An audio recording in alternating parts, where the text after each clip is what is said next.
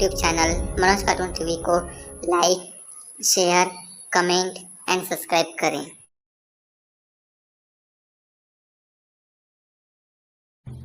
यह कहानी है भीमापुर गांव की। इस गांव में दो भाई रहा करते थे। दोनों भाई आपस में मिलजुल कर रहा करते थे, लेकिन दोनों भाई के पिता की मृत्यु के बाद उनकी बीवियां साथ रहने के लिए मना करती है। छोटे भाई अच्छा ही था, लेकिन उसकी बीवी का व्यवहार अच्छा नहीं था। वो हमेशा अपने भाई से अलग रहने की बात करती थी। अरे नहीं भाई नहीं, हम लोग साथ में नहीं रह सकते, हमें माफ करना। हमारा परिवार और तुम्हारा परिवार दोनों में बहुत ही अंतर है। मेरे पति एक सरकारी नौकरी वाले हैं और तुम एक मामूली किसान हो। इससे अच्छा होगा कि हम लोग अलग ही रहे। ठीक है भाई, अगर तुम लोगों को लगता है कि तुम्हें यहाँ नहीं रहना है तो तुम मत ही रहो, लेकिन हम लोग तो यहीं ही रहेंगे। हमारा तो यह सब घर यही है। अरे काकी, क्या तुम्हें पता है क्या, यह रामू और सामू पिता के मरने के बाद दोनों भाई अलग अलग रहने लगे हैं। इसके बारे में तो तुम जानती ही होगी, क्योंकि वह लोग तुम्हारे पड़ोसी ही है। क्या तुम्हें सचमुच में कुछ पता है क्या? अरे नहीं बेटा, मुझे तो सिर्फ इतना ही पता है कि दोनों भाई एकदम दिल के अच्छे थे, लेकिन शादी के बाद से छोटे भाई की बीवी ज़्यादा ही घमंडी है। वह बड़े घर से आई है ना, इसलिए उसके विचार भी बड़े घर जैसे ही है। हम छोटे लोगों को तो पसंद ही नहीं करती है, इसलिए मैं उनके घर जाती भी नहीं हूँ। हाँ काकी, तुम्हारी भी बात ठीक है। आजकल के लोग भाते भी नहीं हैं। अमीर घर के लोग तो और भी ज़्यादा नहीं भाते हैं। ठीक है बेटा, मुझे भी टाइम हो रहा है। मैं तो यहाँ दुकान आई थी, तू रास्ते में देख गया, इसलिए मैंने तुझे रामू सामू के बारे में बता दी। रामू एक किसान था। वह खेतों में मेहनत करके अच्छे अच्छे फसल उगाया करता था और उसे बेचा करता था। वह आज भी खेतों में मेहनत करता है।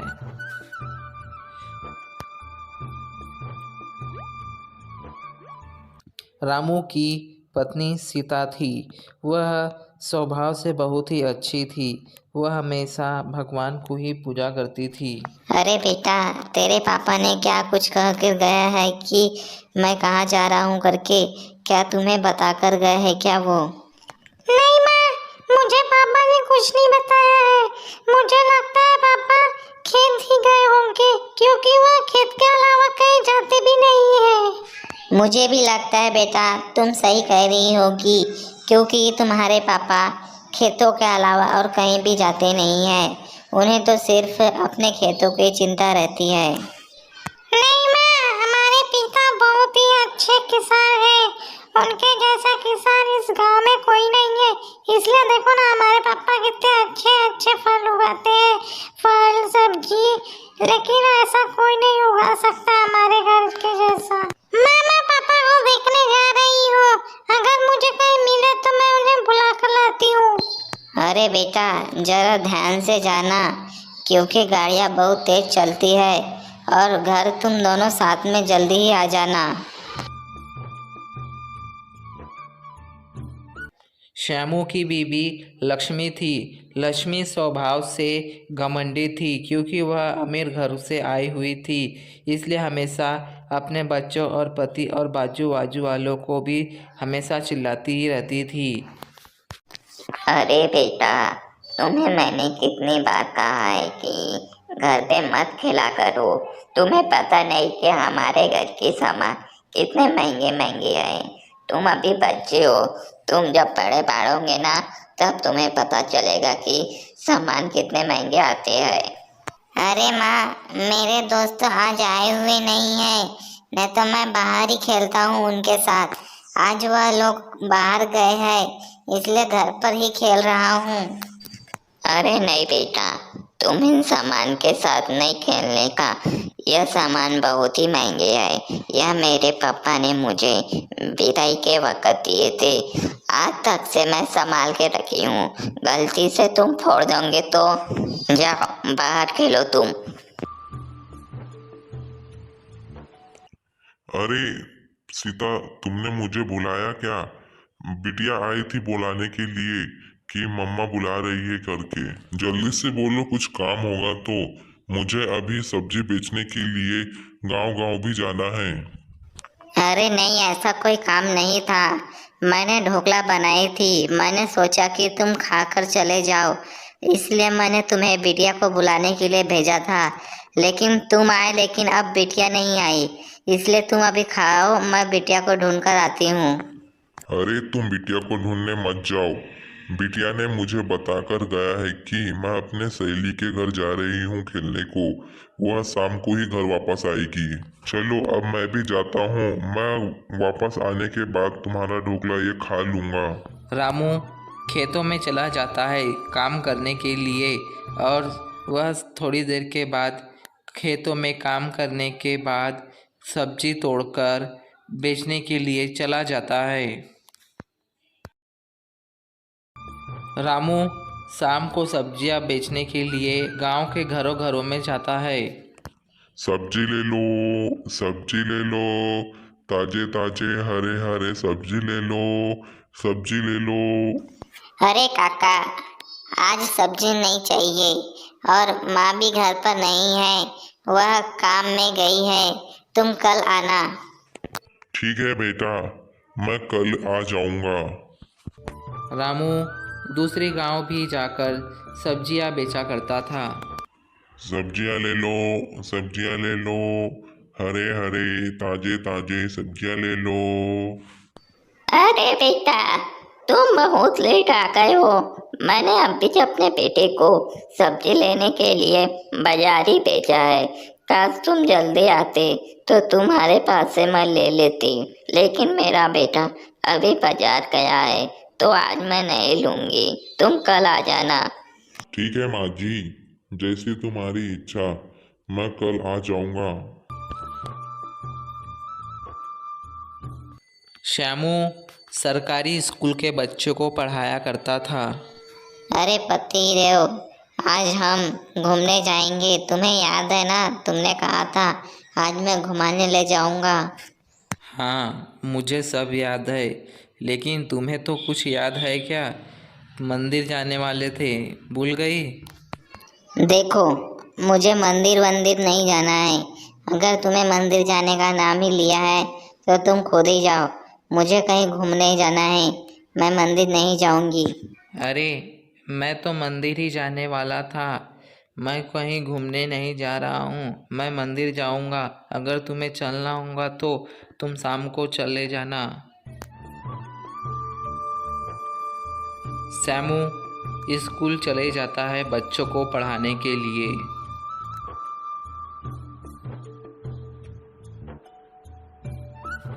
सीता मंदिर जाती है, तभी अपने बेटी से कहती है, बिटिया, मैं मंदिर जा रही हूँ। तुम्हारे पापा आएंगे तो बता देना कि मैं आज मंदिर गई हूँ। ठीक है माँ, मैं पापा से बोल दूंगी कि आप मंदिर गई हो। मंदिर से आते वक्त थोड़ा लेट हो जाएगा। अरे बेटिया, तुम तो बहुत ही समझदार हो। मैं चलो, अभी मुझे लेट हो रहा है, मैं अभी जा रही हूँ मंदिर, बाद में मिलूंगी। सीता शिव भगवान की पूजा किया करती थी। वह शिव भगवान की बहुत ही बड़ी भक्त थी। सीता वाकई में शिव भगवान की बहुत ही बड़ी भक्त थी। वह हफ्ते में एक न एक दिन हर सोमवार को पूजा करने के लिए चली जाती थी। अरे भाग्यवान, तुम्हारे हाथों में तो पूजा की थाली है। क्या तुम पूजा करने के लिए मंदिर गई थी क्या? अरे हाँ पतिदेव, आज सोमवार है ना, मैं शिव जी की सबसे बड़ी भक्त हूँ, इसलिए मैं पूजा करने के लिए आज मंदिर गई थी। अरे हाँ, मैं तो भूल ही गया था कि आज सोमवार है। मुझे तो पता है कि तुम सोमवार को शिव जी की सबसे बड़ी भक्त हो, तो तुम मंदिर ही जाओगी। मैं तो कहती हूँ कि तुम भी मेरे साथ मंदिर चला करो। तुम भी शिव जी की आरती करके तुम्हें भी बहुत ही अच्छा लगेगा।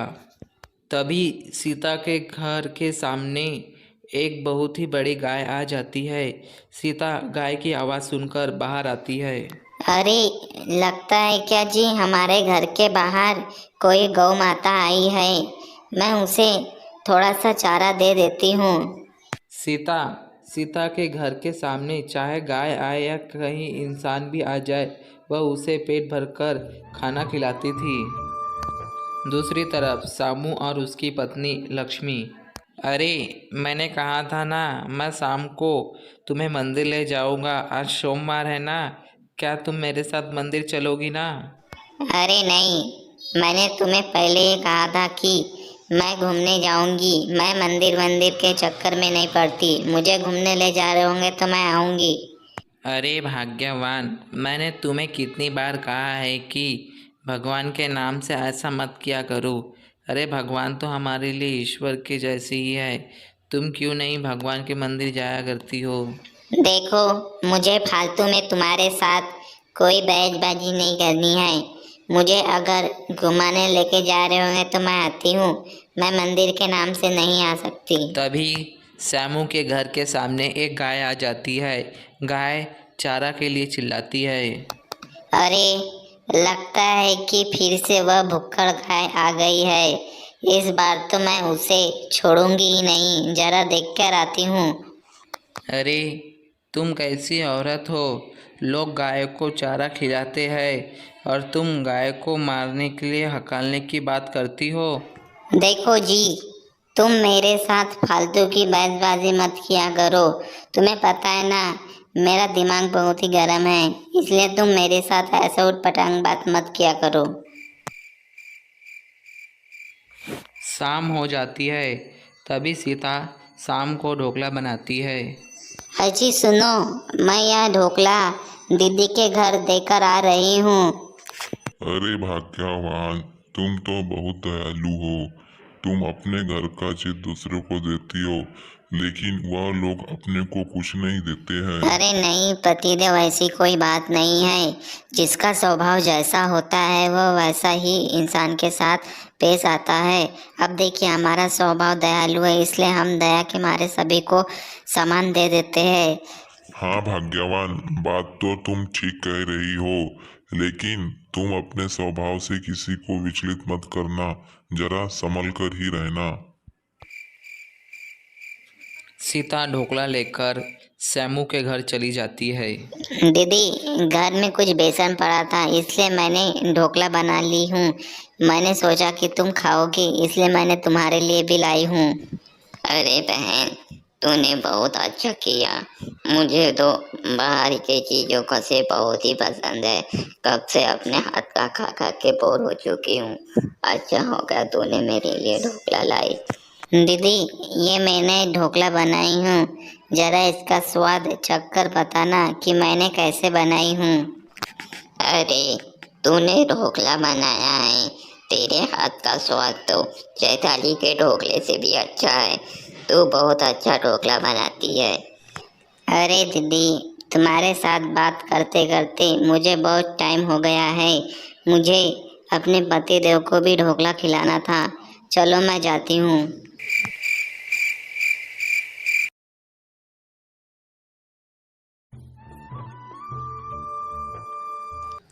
अरे, तुम्हें पता है क्या पतिदेव, आज सोमवार है। आज मेरा उपवास है। तुम जल्दी घर आ जाना। अरे हाँ, मुझे पता है। मैं तुम्हारे सोमवार को तो कभी भी भूल नहीं सकता, क्योंकि तू सोमवार के दिन शिव जी की पूजा करती है ना, तो मुझे सोमवार का दिन याद रहता है। हाँ, मैं जरूर आने की कोशिश करूँगा। हाँ जी, मैं कहती हूँ कि अगर तुम्हारा काम ज़्यादा ही होगा तो तुम नहीं भी आओगे तो चलेगा, लेकिन आना जरूर याद से। हाँ भाग्यवान, मैं भी यही बात कहने वाला था, लेकिन तुम तो बहुत ही समझदार हो। तुमको तो कुछ कहने की जरूरत ही नहीं पड़ती हो। अरे लक्ष्मी, तुम्हें पता है आज सोमवार है। मैं कहता हूँ कि तुम भी अपनी बहन सीता के साथ मंदिर क्यों नहीं जाती हो। देखो जी, मैंने तुम्हें पहले भी कितनी बार कहा है कि मेरे सामने इस मंदिर का नाम मत लिया करो। तुम तो कहीं घुमाने ले जा नहीं सकते हो। इतनी ही मंदिर की चिंता है ना, तो तुम ही जाकर मंदिर पर बैठ जाओ। अरे भाग्यवान, गुस्सा क्यों होती हो? मैं तो तुम्हारे भले के लिए कह रहा था। तुम दिन भर चिड़चिड़ करती हो, इसलिए ही कह रहा था। अगर तुम्हें नहीं जाना है तो मत जाओ। अरे बिटिया, लगता है कि तुम्हारे पापा आज भी नहीं आ पाएंगे मेरे साथ मंदिर, इसलिए मैं अकेली ही जा रही हूँ। अगर पूछे तो बता देना कि मैं मंदिर गई हूँ। हाँ माँ, मैं पापा को बता दूंगी कि आपका इंतजार की मम्मी ने, लेकिन आप नहीं आए तो मम्मी अकेली ही मंदिर चली गई। ठीक है बेटा, मैं जा रही हूँ। मुझे भी टाइम हो रहा है मंदिर जाने को। तुम जरूर बता देना। हाँ माँ, हाँ, तुम जाओ। मैं सचमुच में पापा को बता दूंगी। सीता मंदिर चली जाती है।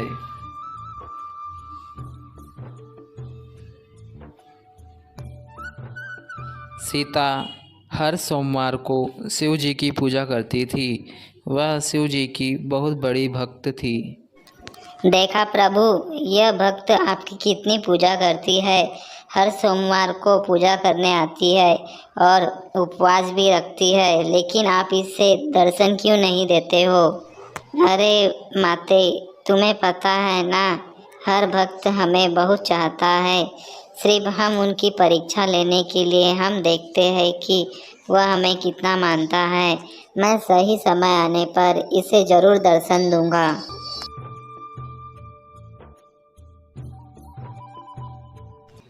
अरे सीता, रुको रुको, आज भी तुम मंदिर गई थी? अरे हाँ, आज तो सोमवार है और तुम तो शिव जी की बहुत बड़ी भक्त हो। तुम तो सोमवार को तो मंदिर जाती ही रहती हो। अरे काकी, तुम्हें तो पता है ना, हम हर सोमवार को उपवास रखते हैं और शिव जी की पूजा करते हैं। हाँ बेटा, तुम बहुत ही शिव की बड़ी भक्त हो। मुझे भी लगता है कि मुझे भी उपवास रखना चाहिए ताकि मैं भी शिव की भक्त बन सकूं। हाँ काकी, आपने बात बहुत बढ़िया की है। हम अगले सोमवार को तुम्हारे साथ ही मंदिर जाएंगे और हम दोनों जाकर शिव जी की पूजा करेंगे। अभी मुझे टाइम हो रहा है, मैं घर चलती हूँ। अरे सुनो ना जी, चलो ना आज कहीं घूमने ले जाओ ना। आज मुझे घूमने जाने का मन कर रहा है, चलो ना। अरे भाग्यवान, हमने तुमसे कितनी बार कहा है कि हमसे घूमने फिरने की बात मत किया करो।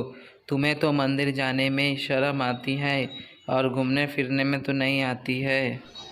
देखो जी, तुम्हें अगर लेके नहीं जानी है तो मत जाओ, लेकिन तुम्हें मैं पहली और आखिरी बार भी बता चुकी हूँ कि मुझे मंदिर का नाम मत लिया करो। फिर तुम्हें भी मैं कितनी बार कहा हूँ कि मेरे सामने भी तुम घूमने फिरने का नाम मत लिया करो। अगर तुम्हें घूमने जाना है तो मंदिर जाया करो। हे प्रभु, सब कहते हैं कि मैं तुम्हारी उपवास रखती हूँ, लेकिन तुम मुझे दर्शन नहीं देते हो। क्यों प्रभु, ऐसी कौन सी कमी रह गई मेरे उपवास में जो मैं पूरा नहीं कर पाई? मुझे बताओ प्रभु, मुझे भी एक बार जरूर दर्शन दो। देखो प्रभु, तुम्हारी भक्त तुम्हें किस तरह से पुकार रही है। तुम क्यों उसकी परीक्षा ले रहे हो? वह तुम्हें अपने मन हृदय से तुम्हें मानती है, तुम उसे क्यों दर्शन नहीं देते हो? अरे माते, तुम्हें तो पता है कि मैं यूं ही किसी को दर्शन नहीं देता हूँ। मैं तो परीक्षा इसलिए लेता हूँ कि मैं भी चाहता हूँ कि मेरे भक्त मुझे कितना पुकारते हैं। अरे माँ, मुझे बताओ, क्या भगवान सचमुच में होते हैं क्या? अगर भगवान होते तो आपको दर्शन क्यों नहीं दिए अभी तक? अरे नहीं बेटा, ऐसी कोई बात नहीं है। शिव जी के तो 1000 भक्त होते हैं, वह किन किन भक्तों को दर्शन देंगे। वह सभी भक्तों का परीक्षा लेते हैं, जो भक्त उन्हें ज़्यादा पसंद आते हैं वह उन्हीं को ही दर्शन देते हैं। माँ, मैं भी तुम्हारी जैसे शिव का भक्त बनना चाहती हूँ। मैं भी तुम्हारे जैसा उपवास रखूंगी अगले सोमवार से। हाँ बेटा हाँ, तुम जरूर रखना उपवास, लेकिन तुम अभी बहुत छोटी हो, तुम थोड़ा और बड़े हो जाओ फिर तुम जरूर रखना।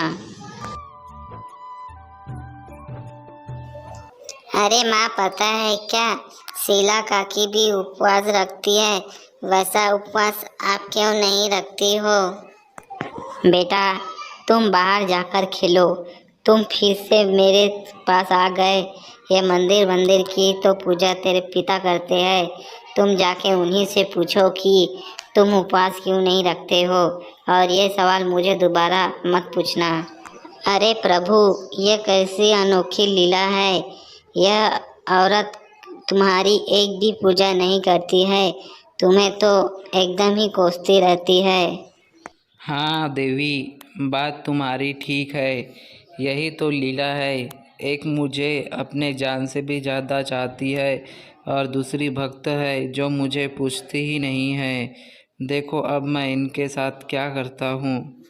तभी भगवान शिव इन दोनों की परीक्षा लेने के लिए पृथ्वी पर चले जाते हैं साधु का रूप लेकर।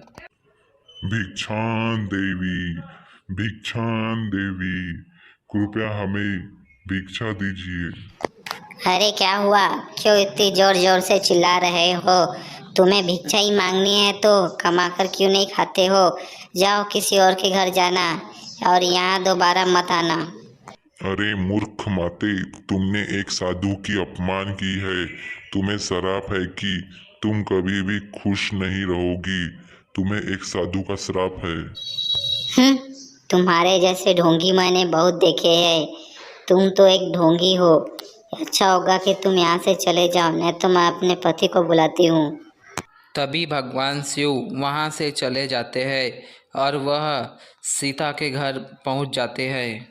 भिक्षान देहि, भिक्षान देहि, भिक्षान देहि। प्रणाम साधु महाराज, क्या सेवा करूं मैं आपकी? कैसे यहाँ आना हुआ? आपके प्रार्थना से हमारा घर स्वर्ग हो चुका है साधु महाराज। पुत्री, तुम्हें साधु का साक्षात प्रणाम है। तुम्हें इस साधु को एक भोजन कराना पड़ेगा। क्या तुम मुझे भोजन कराओगी? यह कैसा सवाल था साधु महाराज? यह तो हमारे लिए भाग्य की बात होगी कि आप जैसे साधु हमारे यहाँ भोजन करोगे। मैं तुम्हें अवश्य भोजन कराऊंगी। सीता स्वभाव से बहुत ही अच्छी थी, इसलिए वह साधु महाराज को भोजन करवाती है। अरे पुत्री, तुमने एक साधु को भोजन करवाकर बहुत ही अच्छा काम किया है। तुम नहीं जानती कि तुमने एक साधु को नहीं, बल्कि तुमने एक शिव भगवान को भोजन करवाया है। तुम्हें इस भगवान का साक्षात प्रणाम।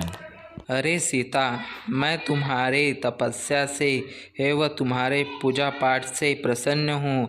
तुम मुझसे कुछ भी मांग सकती हो। हे भगवान, मैं आश्चर्य हूँ, आप मेरे घर साधु का रूप लेकर आए और मेरे घर भोजन किए, लेकिन मैं आपके भक्त होकर भी मैं आपको पहचान नहीं सकी। मुझ जैसे अनाथ और एवं लाचार को माफ़ कर देना। अरे बेटा, चाहे तुम धन से छोटी ही हो, लेकिन तुम्हारा स्वभाव बहुत ही बड़ा है। तुम स्वभाव से बहुत बड़ी हो। तुम्हें मैं अपने आशीर्वाद में तुम्हें मैं अमीर बनाता हूँ। तुम्हें मैं एक घर देता हूँ ताकि तुम अपने परिवार के साथ खुशी से रह सको। शिव भगवान सीता को एक बहुत ही बढ़िया घर देते हैं और वहाँ से चले जाते हैं। तभी सीता अपने आप को बहुत ही सौभाग्यवान समझती है, क्योंकि भगवान शिव उनके घर आए हुए थे। अरे सीता, तुम तो बहुत ही सौभाग्य वाली हो। तुम्हें तो भगवान शिव के दर्शन भी हो चुके हैं। अरे पापा, मम्मी शिव की बहुत बड़ी भक्त है, इसलिए भगवान शिव स्वयं उसे दर्शन दिए हैं। अरे तुम बाप बेटी मेरी मजाक ही उड़ाओगे क्या? अब चलो खाना भी खा लो, बहुत देर हो चुकी है। दूसरी तरफ लक्ष्मी का आदमी लक्ष्मी को बहुत चिल्लाता है कि तुम कभी भी भगवान की पूजा नहीं करती हो, इसलिए तुम गरीब की गरीबी हो। अरे पतिदेव, तुम ठीक ही कह रहे थे। मैं ही एक मूर्ख थी जो मैंने कभी गरीबों को अपने से बढ़कर नहीं माना, इसलिए मैं आज गरीबी हूँ। और ही ना ही मैं किसी जानवर और भूखे हुए इंसान को भोजन कराया है। अगर मैं भी दीदी के जैसा काम करती तो काश मुझ पर भी, मेरे यहाँ भी भगवान मुझे दर्शन देते। Please subscribe our channel for watching more video. Thank you.